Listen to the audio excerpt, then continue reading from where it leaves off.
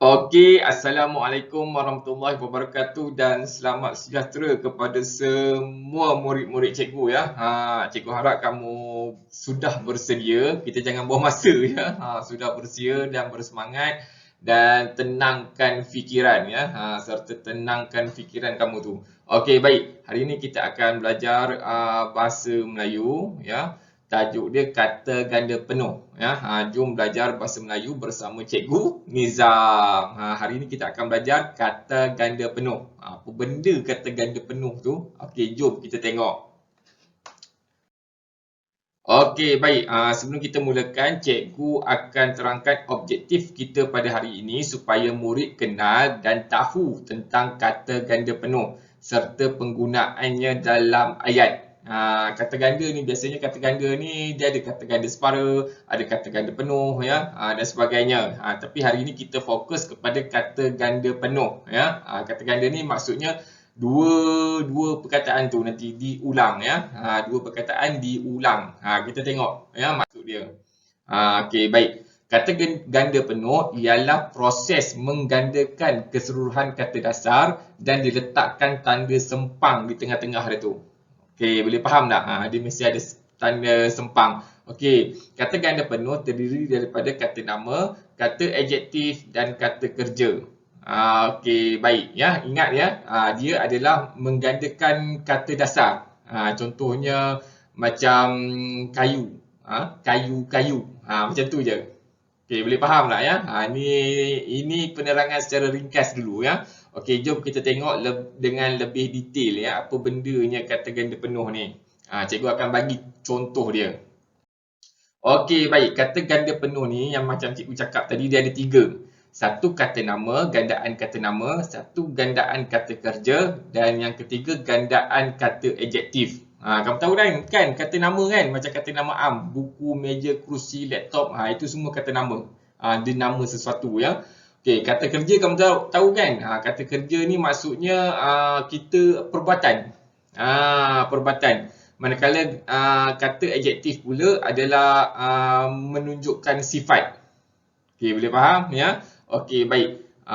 Untuk kata ganda penuh ni, dia terdiri daripada kata nama, kata kerja dan juga kata adjektif. Kita tengok contoh dia ya, kata nama.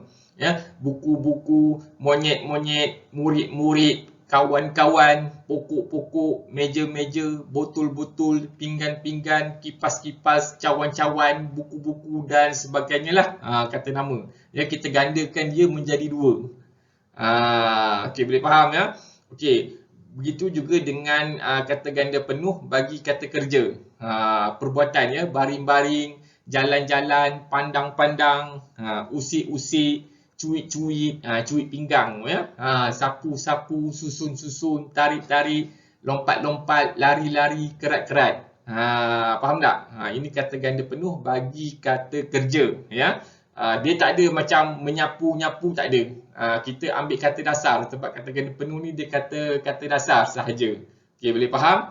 Okey, kemudian kita tengok kata ganda penuh bagi adjektif, kata adjektif ya. Kata adjektif ni menunjukkan tentang sifat tadi tu.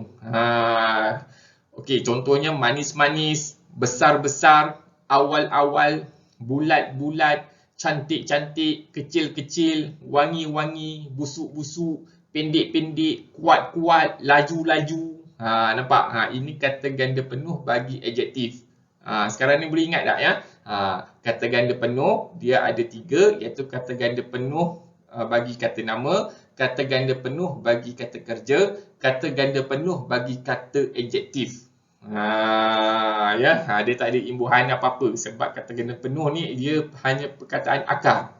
Dia tidak perlu imbuhan ya, tidak perlu imbuhan. Boleh juga letak, tapi hari ini kita nak kata dasar dia sahaja.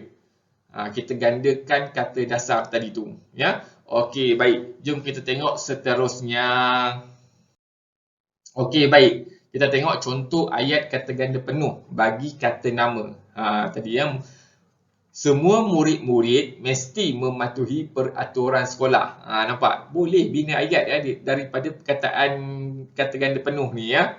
Okey, yang kedua, lagu-lagu patriotik itu dipasang oleh guru sempena menyambut hari kemerdekaan. Lagu-lagu ya. Okey, kita tengok yang ketiga. Gambar-gambar haiwan itu diambil oleh ahli. Nampak gambar-gambar ya, kata nama. Kemudian yang seterusnya, buku sejarah itu menceritakan tentang perjuangan tokoh-tokoh menentang penjajah. Nampak tokoh-tokoh ya. Dia ulang kata dasar tu jadi dua kali ya. Jadilah kata ganda. Kemudian yang ketiga, yang ketiga pula, yang seterusnya ya, haiwan-haiwan itu akan ditempatkan di zoo negara. Nampak haiwan-haiwan ya. Seterusnya, Aminah menyusun buku-buku itu di perpustakaan. Dan yang terakhir sekali, pokok-pokok itu tumbuh dengan subur. Nampak ya.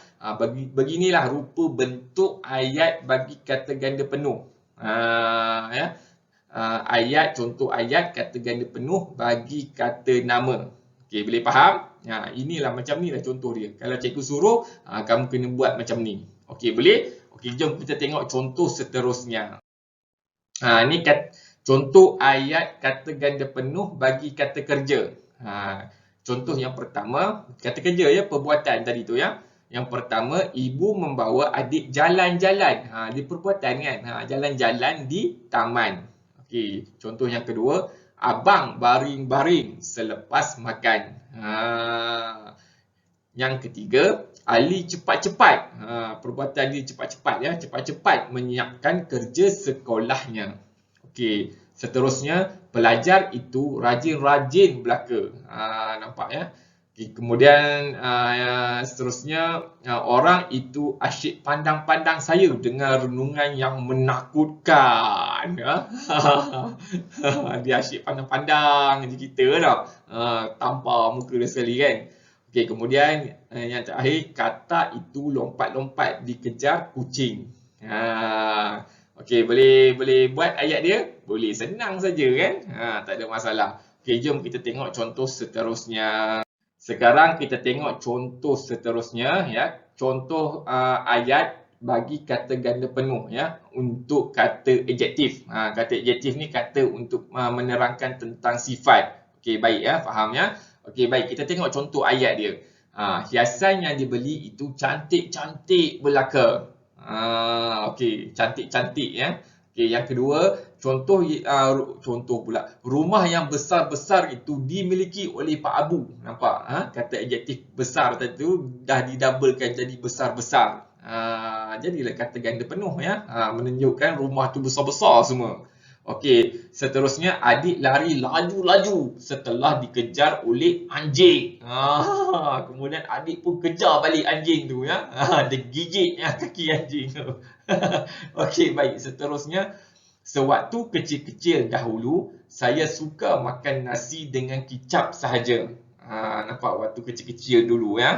Kata ganda penuh. Kemudian, kuih itu manis-manis rasanya. Nampak, dia menerangkan sifat kuih itu rasanya manis semua ya, tak elok ya. Nanti diabetes. Okey, kita tengok contoh seterusnya. Bunga yang ditanam itu wangi-wangi baunya. Nampak, bau dia wangi je ya. Wangi-wangi ya, kata ganda dia.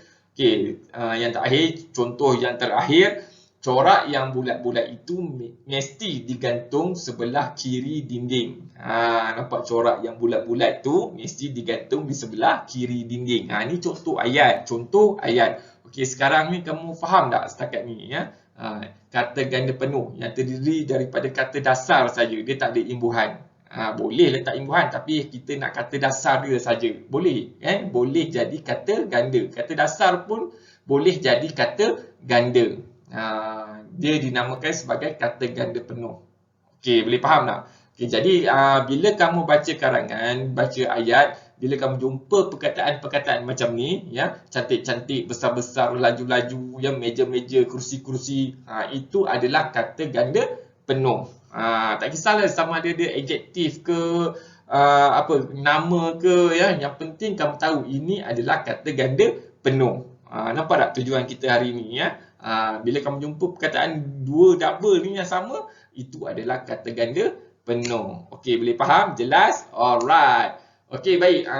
Ini saja kelas kita pada hari ini. Ya, cikgu harap kamu faham. Ya. Dan ingat, ya, ingat sampai bila-bila. Jangan kau lupa sebab tata bahasa ni sangat penting. Macam biasa, tata bahasa sangat penting. Okey, itu saja. Sekian, terima kasih. Assalamualaikum warahmatullahi wabarakatuh. Adios.